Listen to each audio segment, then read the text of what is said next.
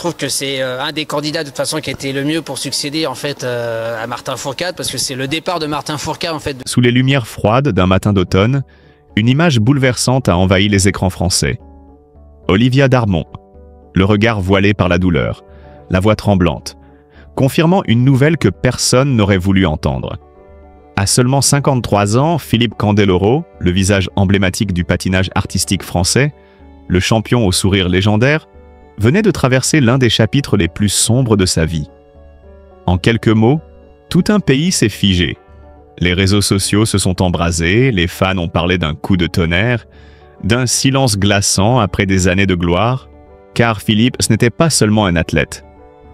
C'était une légende vivante, un symbole de passion, d'énergie et de courage. Et le voir aujourd'hui au cœur d'un tel drame a provoqué un choc d'une rare intensité. Derrière les projecteurs, derrière les médailles olympiques et le rire contagieux, se cachait un homme qui, depuis des mois, luttait contre ses propres ombres. Olivia n'a pas cherché à embellir les choses. Son témoignage, sincère et déchirant, a révélé un Philippe vulnérable, épuisé par des années de pression et de solitude. Les médias, d'abord incrédules, ont rapidement confirmé l'information. Le héros du patinage français traverse une épreuve silencieuse, un combat intérieur que peu avaient imaginé. Des mots comme effondrement, crise et détresse ont commencé à circuler.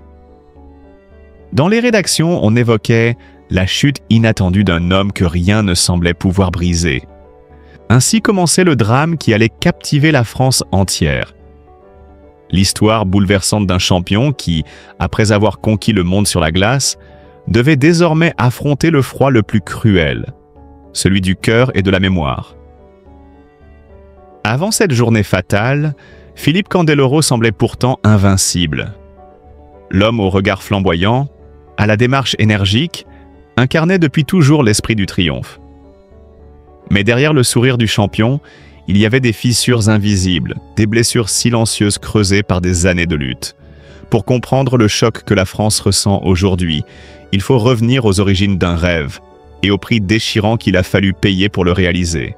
Né dans une famille modeste, Philippe découvre très tôt la glace comme un refuge. À 8 ans déjà, il patine avec une intensité qui surprend les entraîneurs. Un enfant au patin trop grand, au visage rougi par le froid, mais dont les yeux brillent d'une détermination farouche. Ses débuts y sont rudes, sans privilèges ni appui financier. Là où d'autres enfants abandonnaient à cause du froid mordant, lui continuait encore et encore, jusqu'à ce que ses doigts soient engourdis et ses genoux écorchés. Il savait qu'il n'avait pas le choix. Chaque saut, chaque pirouette était une bataille contre le destin. Mais le jeune Candeloro refusait les codes. Trop expressif, trop libre, il dérangeait les puristes d'un sport où tout devait être calculé, mesuré, parfait. Quand les juges lui reprochaient d'être trop théâtral, il répondait par des performances encore plus audacieuses.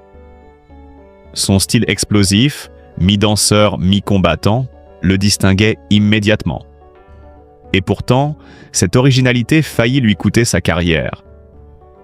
Exclu temporairement d'un championnat pour non-conformité artistique, Philippe connut alors son premier grand effondrement. C'est à ce moment-là qu'est née la légende. Blessé mais pas brisé, il s'enferme des mois entiers dans les patinoires vides, s'entraînant parfois jusqu'à l'aube. Les témoins racontent l'avoir vu patiner seul dans la pénombre, le souffle court, répétant inlassablement les mêmes figures comme s'il cherchait à se punir de sa différence. Cette période d'isolement forgea en lui un mental de fer. Et le jour où il revint en compétition, le public découvrit un autre homme, plus intense, plus sincère, plus sauvage. Sa prestation aux Jeux Olympiques de Lillehammer en 1994 fut un tournant. La France entière retint son souffle lorsque Philippe, vêtu d'un costume noir et or, enchaîna des sauts que personne n'avait jamais osé tenter dans une chorégraphie si chargée d'émotions. Lorsqu'il décrocha la médaille de bronze, les journaux titrèrent « Le rebelle de la glace a conquis le monde ». 4 ans plus tard, il réitérait l'exploit à Nagano. Mais au sommet de sa gloire, Philippe n'imaginait pas encore que cette lumière aveuglante allait lentement consumer son équilibre intérieur. Car derrière chaque minute de gloire, il y avait des heures de solitude, les voyages incessants, les entraînements sans fin, les nuits d'hôtel où le silence pesait plus lourd que la fatigue. Ses parents, qui l'adoraient, assistaient rarement à ses triomphes, trop malades pour voyager. Et lorsque le destin les lui arracha, il n'était pas là. L'avion qu'il devait prendre fut retardé. Il arriva trop tard pour leur dire adieu. Ce jour-là, Philippe comprit que certaines médailles brillent trop fort pour ne pas brûler ceux qui les portent.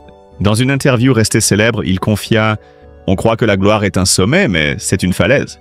Et quand on redescend, on se rend compte de tout ce qu'on a perdu en montant. » Depuis, ce vide ne l'a jamais quitté. Même lorsqu'il riait devant les caméras, même lorsqu'il commentait les exploits des jeunes patineurs à la télévision, il y avait dans son regard cette lueur d'absence, cette nostalgie qu'on ne peut feindre. Ceux qui le connaissaient bien disaient que Philippe était un homme debout dans le vent, mais avec le cœur fatigué. Et c'est précisément ce cœur, usé par des années de passion, de sacrifices et de regrets, qui finira par le rattraper. Ce que la France allait découvrir dans les jours suivants allait dépasser le simple drame sportif. C'était une histoire profondément humaine. Celle d'un homme qui, après avoir défié la glace du monde entier, devait désormais affronter le froid de sa propre existence. Au milieu de cette ascension vertigineuse, une rencontre allait bouleverser sa trajectoire. Olivia Darmon. Journaliste discrète, dotée d'une force tranquille, elle entrevoyait derrière le champion un homme fragile, presque enfantin. Leur premier échange eut lieu lors d'une interview après sa médaille olympique. Et, dit-on, ce fut un regard qui changea tout. Là où le public voyait un héros invincible, Olivia perçut une solitude immense, un besoin d'amour authentique. Ils se revirent, s'écrivirent, s'aimèrent à contre-courant d'un monde où tout n'était que performance. En 1998, ils se marièrent dans la plus stricte intimité, loin des flashs et des caméras. Ce jour-là, Philippe déclara « Je n'ai jamais eu peur de tomber sur la glace, mais j'ai peur de tomber sans toi. » Une phrase que la presse romantique relaya pendant des semaines. Pourtant, derrière cette promesse, la vie s'annonçait déjà comme une épreuve. Car aimer un champion, c'est vivre avec son absence. Philippe enchaînait tournées, entraînements, galas aux quatre coins du monde. Les nuits de solitude s'allongeaient. Pour Olivia, souvent seule à la maison avec leurs enfants. Elle racontait un jour à une amie « Parfois, je dors à côté de son maillot, comme pour me rappeler qu'il existe encore. » Ces mots, simples mais poignants, résumaient la réalité de nombreuses années de mariage. La pression médiatique n'aidait pas. À chaque apparition publique de Philippe, les rumeurs allaient au bon train. Des admiratrices, des photos sorties de leur contexte, des tabloïds avides de scandales. Le couple dut affronter des vagues d'insinuations blessantes. Olivia garda le silence, digne, mais Philippe souffrait. Dans ses yeux, on devinait la peur de tout perdre. Pas une médaille, mais sa famille. « Je peux survivre sans le public », confia-t-il un jour, mais pas sans elle. Puis vinrent les années d'après-carrière. Philippe raccrocha les patins pour devenir commentateur sportif, animateur, producteur d'émissions liées au patinage. Un nouveau rôle, mais sans l'adrénaline, sans cette vibration unique que seule la glace pouvait lui offrir. Peu à peu, le vide s'installa. Ceux qui le côtoyèrent parlèrent d'un Philippe, présent sans être là, d'un homme qui regardait les autres briller en se demandant si son heure était passée. Olivia tenta de le ramener à la vie. Elle l'encouragea à écrire un livre, à donner des conférences sur la persévérance. Et pendant un temps, cela sembla fonctionner. Le public retrouvait le Philippe souriant, celui qui plaisantait à la télévision, qui racontait ses souvenirs d'athlète. Mais cette façade cachait un combat intérieur plus profond. Les insomnies, la fatigue nerveuse, la nostalgie des grands jours, tout cela le rongeait lentement. Un soir, alors qu'il préparait une émission, Olivia le trouva effondré dans son bureau, les yeux fixés sur un vieux enregistrement de sa performance de 1994. Il murmurait « Regarde, c'est moi, mais je ne sais plus qui je suis !» Cet épisode marqua un tournant. La famille comprit que Philippe ne luttait plus contre le monde, mais contre lui-même. Malgré cela, il continua d'avancer, par amour pour ses 3 enfants. Il disait souvent que devenir père avait été sa plus belle victoire. Les médailles dorment dans un tiroir, mais leur rire, eux me maintiennent debout. » Ces mots, tendres et simples, montrèrent à quel point la paternité avait remplacé la gloire dans son cœur. Mais la fragilité restait là, tapie dans l'ombre. Les longues absences, les pressions financières, les projets qui échouaient, tout contribuait à creuser en lui une fatigue silencieuse. Et Olivia, malgré sa force, sentait que quelque chose lui échappait. Elle voyait l'homme qu'elle aimait se refermer peu à peu, comme si la glace de ses débuts avait fini par envahir son âme. C'est dans ce climat d'inquiétude que la nouvelle qui allait bouleverser la France se préparait, invisible encore mais inévitable.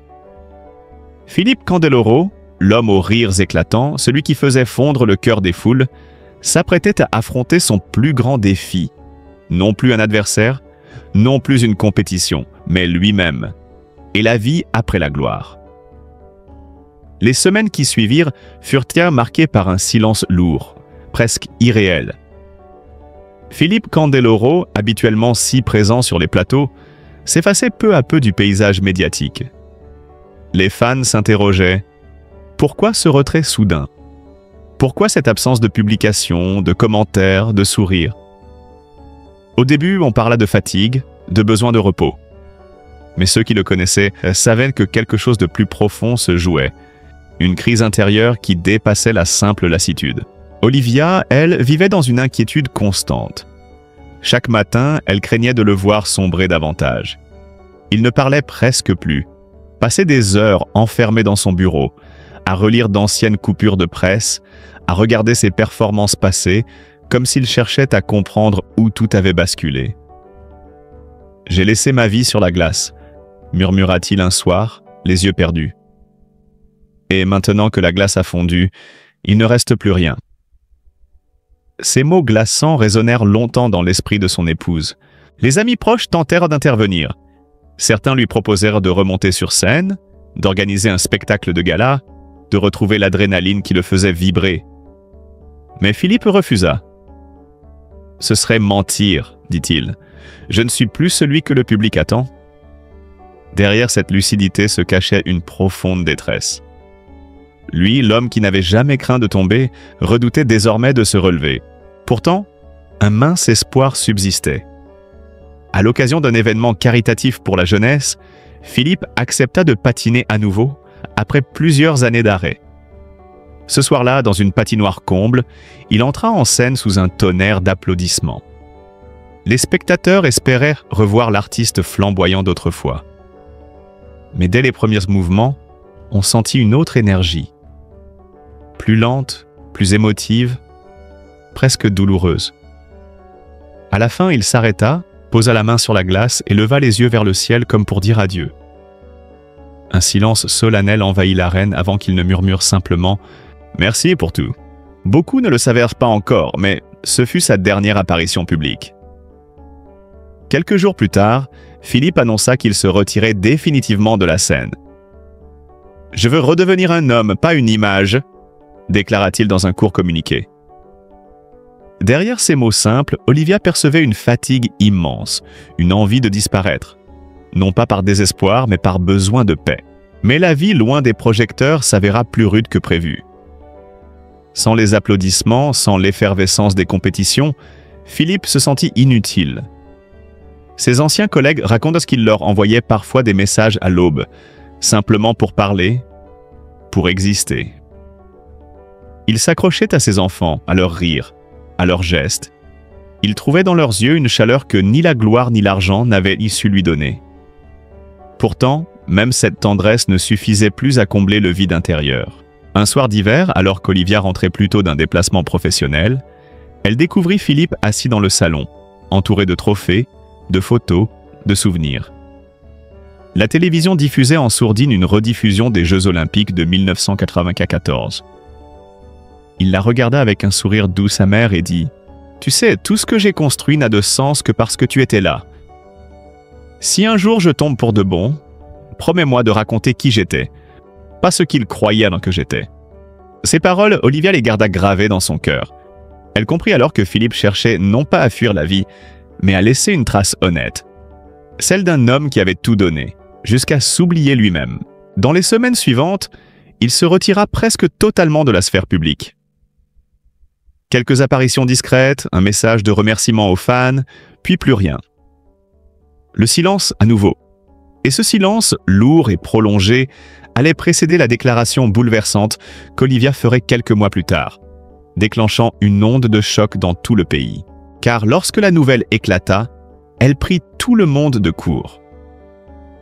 Personne ne voulait y croire.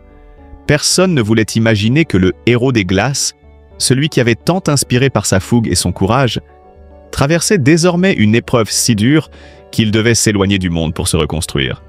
Ce fut un moment suspendu dans le temps, un instant où la France entière comprit que même les légendes ont des failles. Et que parfois, derrière le plus éclatant des sourires, se cache une douleur que nul ne soupçonne. Lorsque la nouvelle tomba officiellement, ce fut comme une déflagration. Les médias interrompirent leurs programmes habituels pour annoncer la déclaration d'Olivia Darmon, sobre mais terriblement émotive. Dans un communiqué lu d'une voix tremblante, elle confirma que Philippe Candeloro traversait une grave crise physique et psychologique, conséquence d'années d'efforts, de blessures et d'un surmenage accumulé. Elle demanda le respect du silence et de l'intimité familiale. En quelques minutes, les réseaux sociaux s'embrasèrent. Qu'est-il arrivé à notre Philippe? Le champion est-il en danger? Pourquoi ce silence si long?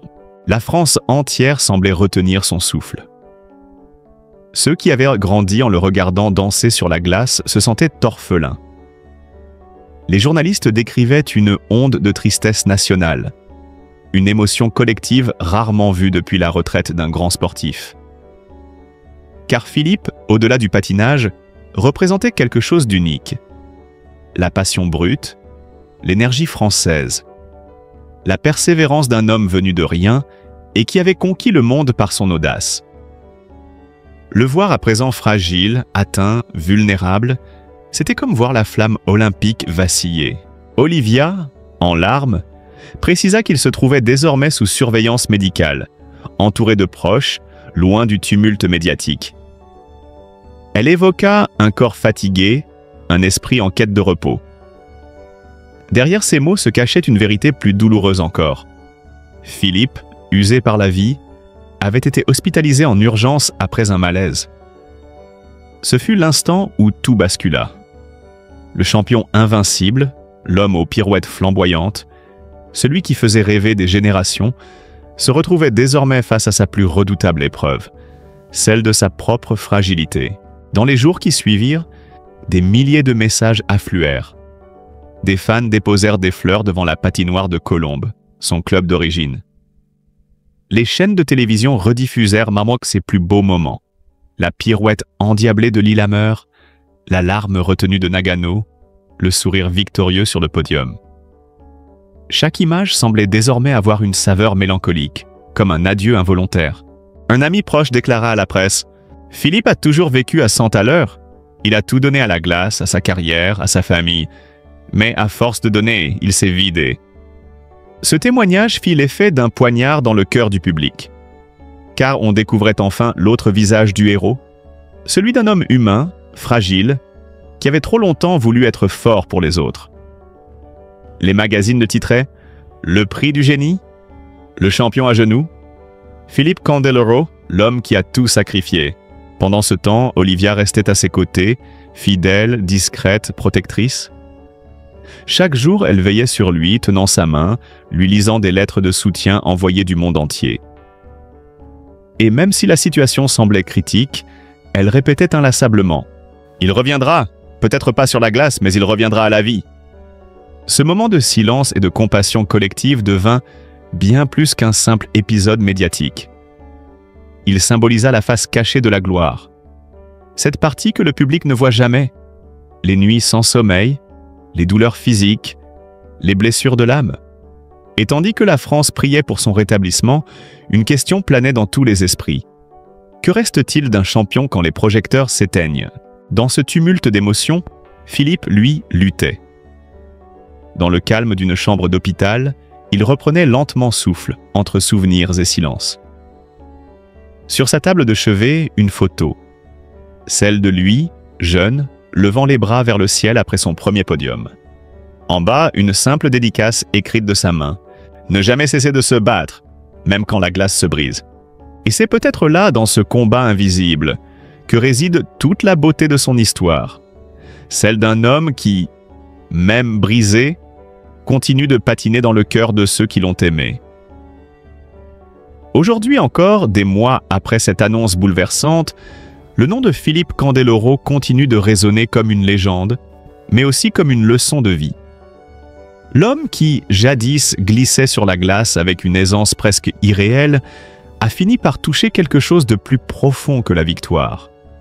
La vérité sur lui-même. Sa chute, son silence, sa fragilité ont ému la France entière, car ils ont révélé ce que peu de gens osent admettre, qu'un héros reste un être humain, fait de blessures et de courage mêlés. Olivia, fidèle à sa promesse, est devenue la gardienne de cette mémoire. Elle parle désormais de lui avec une pudeur infinie, comme si chaque mot était un fil tendu entre passé et présent. Dans ses rares interviews, elle confie « Philippe n'a jamais cessé d'aimer la vie, même quand elle lui faisait mal. » Elle raconte comment, malgré la fatigue, malgré la douleur, ils continuaient de sourire à leurs enfants, de plaisanter, de parler de projets, d'avenir. Il disait souvent que le véritable courage n'était pas de gagner, mais de rester debout après avoir tout perdu. Ces mots, aujourd'hui, résonnent comme un testament spirituel. Les Français se souviennent de lui non pas pour ses médailles, mais pour cette flamme qu'il portait en lui. On dit que dans les écoles de patinage, les entraîneurs montrent encore ses performances aux jeunes apprentis, non seulement pour la technique, mais pour la passion. Cette étincelle dans le regard qui transformait chaque mouvement en émotion pure. Philippe, l'artiste rebelle, a prouvé qu'un saut pouvait être une déclaration d'amour, qu'un déséquilibre pouvait devenir une poésie, et même dans la douleur, son influence perdure. Des fondations sportives ont été créées à son nom pour soutenir les jeunes athlètes en difficulté, et chaque année, une patinoire en banlieue parisienne accueille un gala Candeloro, où se mêlent rire, musique et souvenirs. À chaque édition, la même phrase revient, gravée sur les affiches. Il n'a jamais cessé de patiner dans nos cœurs. Olivia et leurs enfants assistent souvent à ces événements, discrets mais fiers. Le public, à chaque fois, se lève pour applaudir, comme s'il saluait encore une fois le champion qu'il fut. Ces applaudissements ne sont plus pour ses pirouettes ni pour ses médailles, mais pour l'homme derrière le patineur, celui qui a traversé la glace, la gloire et la douleur sans jamais trahir ce qu'il était. Parce qu'au fond, Philippe Candeloro n'a jamais disparu. Il est dans les souvenirs de ceux qu'il a inspirés, dans le regard de ses enfants, dans les mots d'Olivia qui continuent de parler de lui au présent. Son histoire rappelle à chacun que la grandeur ne se mesure pas à la durée d'un triomphe, mais à la force qu'il faut pour affronter la chute. Alors, quand les projecteurs s'éteignent et que la glace se fige, une image demeure. Celle d'un homme seul au centre de la patinoire, la main posée sur la glace, les yeux levés vers le ciel, murmurant un dernier « merci ». Un geste simple mais éternel, le salut d'un champion devenu symbole d'humanité.